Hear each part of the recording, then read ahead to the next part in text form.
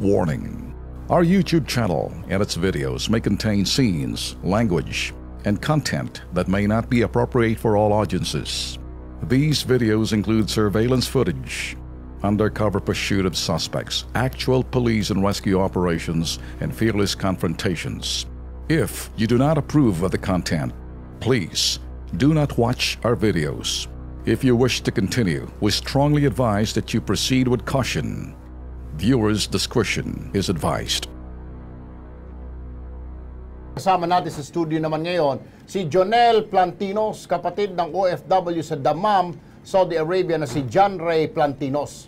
Hindi makauwi ng Pilipinas si John Ray Plantinos dahil sa pang-iipit ng kanyang employer. March 2017 na makauwi na ng Pilipinas ang iba niyang kasamahan matapos ireklamo ang employer nila dahil sa hindi tamang pasahod at pagpapatrabaho.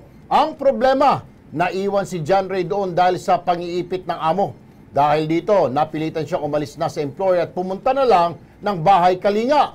Nag-extra na lang din daw siya ngayon sa trabaho para may panggastos. Pero ang kanyang agency, walang update sa kanyang request. Narito ang kanyang panawagan. Ako po ay nananawagan na kung sana ay kung pwede na pong mapauwi ng Pinas, humingi ng tulong. Dahil po sa ginawa ng kumpanya ko po na tinerminate sa trabaho. Dahil po sa kasakit po ako, hindi nabigyan ng referral para papadoktor. Instead na po na bibigay sila ng referral para ipa-check up ko yung sakit ko, sila pa po sa yung nagalit po dahil po sa pag-absent ko. Ngayon po ay tinanggalan po ako ng food allowance at saka sahod.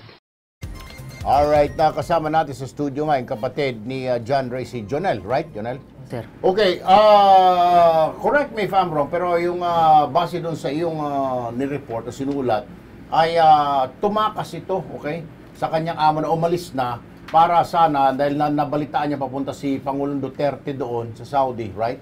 At o ibang issue yun. Paano siya umalis, pumunta sa bahay kalinga? Pumunta siya, sir, sa bahay kalinga kasi wala na talaga siyang makain doon sa bila nila. Kasi kung kinakain niya lang doon, isang cup noodles lang sa isang araw. Isang cup noodles, isang araw. Yun na lang, okay. So wala na, pati sahod wala na rin. Wala na rin, sir. Ay, dapat na talagang lisanin niya yun. Namumasura na lang sila sa sa basurahan para may makakain lang sila. Okay, alright. Kanina nakausap po natin off camera si Lani Abara, ang office staff ng Technical Skills and Trade Services Incorporated, Tolben, Alex. At ito ang kanilang pahayag. Kasi ho, April 21, supposedly ho, uuwi siya.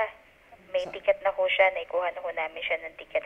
Nung nalaman niya na pupunta ang presidente doon at nagbigay ng amnesty, nag-run away po ito doon sa company, pumunta sa bahay kalinga. So yung ticket po, natapon na ho yun, wala na. Kinakausap namin yung employer para ho mabigyan siya ng exit. Pero yan ho araw-araw namin inipa-follow up. Yun ang sinasabi ko, Jonel, na umalis sa kuya mo na para sana makasama siya doon, doon sa amnesty na nabalitaan niya si Pangulong Duterte pupunta doon at iuuwi. Nauwi na nga na ilan, 200 yata kahapon ng Wawa. Kanina meron. Kanina meron din. Unfortunately, ngayon, naipit ngayon. Ang problema, ito ngayon palusot, tinapon na raw yung ticket. Lokohin mo, lalo mo pa. Nasa linya ng telepono po yung OFW na sa John Ray, straight from Saudi Arabia. Magandang umaga sa iyo dyan, John Ray. Hello sir, magandang tanghali po. Tanghali, live tayo dito sa PTB4, sa Kilos Pronto, Erwin Tulfo po. Tolben Tulfo at saka Alex Santos. Kasama rin natin si Ma'am Josephine Tobia ng OWA at saka yung iyong utol, si Jonel John Ray. Sir, kumusta? Ano hong balita? Sa ngayon po sir, wala po akong feedback pa galing sa agency ko sir na kung... Pero naitimbre mo na dito sa Teknika? Matagal na sir, January pa sir. January pa. February pa ako na gano'n sa kanila. Totoo ba yung sinasabi nila bibilhan ka na rin ng ticket kaso tumakbo ka sa bahay kalinga dahil nabalitaan mo na parating ang Pangulo, tinapon na yung ticket mo? Sir, hindi po totoo yan, sir. Simula po nung hindi pa pinatupad yung amnesty na yan, sir, sinasabi ko na sa kanila na uuwi na talaga ako kasi ganito lang ang takaran ng kampanya na pinasukan ko dito, sir. Oo. Walang sweldo, tamo isang cup noodles na maghapon. Oo, yun nga, sir, yung ano ko. Kasi nung simula, sir, nung dumating ako ng June 24, 2016, 4 months, sir, na hindi ako nakapagtrabaho. Bakit? Wala pong binibigyan na trabaho yung employer po namin. Ayun, alright. Tapos, binigyan po kami ng 700 allowance, 700 real. Babadgetin po namin sa 4 months na yun, sir. Eh, magkakasya po ba yung 700 na yun sa 4 months? Alright. Nung naubos po yun, ang ginagawa po namin ay namamasura na lang po, sir. Kumukuha na lang kami ng basura ng mga kulay sa basura para may maluto namin dahil hindi na kami binibigyan ng employer namin ng pera para sa pagkain po namin. Alright. Alright, John Ray, sandali lang ha. Narito ngayon sa studio si Ma'am Josephine Tobia ng OWA para mabilisan, magawa ng paraan yung pagpapauwi sa iyo. Ma'am Josephine, paano ho ito? Oo. I-check natin dito sa agency na dapat sila ay obligasyon nila magbigay ng air ticket para dito sa worker na to. Oo. Pangalawa, kung nasa bahay kalinga siya, dapat nasama na siya doon sa pinauwi. Kasi lahat ng mga nasa bahay kalinga, inuwi na actually. Oo. At saka isa-isa yan, inuwi. Baka so nakikita na ka ba sa barkada, kaibigan? Wala ka talaga sa bahay kalinga? Sir, nasa bahay kalinga po ako. Ngayon po, nag-part-time po ako, sir, kasi kailangan ko yung pera para panglakad ko ng papers ko sa pulo ko, sir. So, wala ka nung magkaroon ng listahan na kung sino uuwi. Wala ka noon. Bali, sir, hindi po kami qualified po, sir, sa amnesty. Kasi ang amnesty na inano ng pulo, sir, may ano din, may qualification din sila. Gaya na? Akala po namin lahat na documented dito, makakauwi, matutulungan nila. Bakit hindi siya qualified? Bakit hindi ka raw qualified? Tinatanong ni Ma'am Josephine ng OWA, bakit hindi ka raw qualified? Ano sabi ng polo? Ang qualified lang po, sir, sa yung huruf, saka po yung since po nung March 19 na pumunta ng pulo, yun po ang qualified po ng amnesty. Ang cover po ng amnesty. Kasi pumunta ako ng pulo, sir, March 21 na po ako pumunta. 2 days na. Okay. Hindi. Pwedeng gawin niya, mag-apply siya online. Kasi talagang paspasan na ngayon dahil last month na lang eh. Kung pwede kang mag-apply online, mag-apply ka.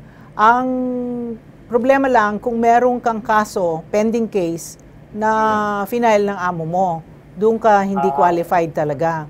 However, ipapacheck natin dito sa agency mo at i-facilitate yan kasi yung PRA at saka yung FRA should facilitate yung pag-repatriate dito sa worker na Meron ka bang kaso dyan na pinail sa'yo? Sir, wala po akong kaso, sir. Bali po ang kailangan ko lang po talaga na kung nakapag-cooperate lang po ang agency ko, pirma lang po ng exit visa ng amo ko, yun lang po sana, sir. FRA and PRA.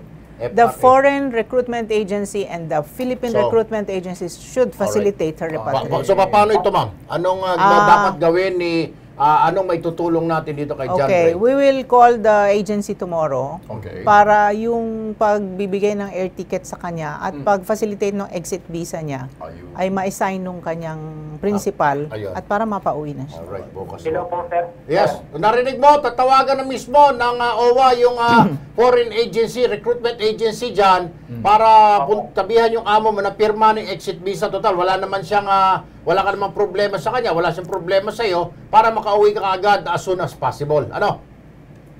Sir, ang problema lang, ayaw mako-coordinate ng amo ko sa pulo o sa agency ko. Dahil ayaw na nila akong bitawan. Kasi nga, ayaw nila akong pauwiin. kaya Technica should.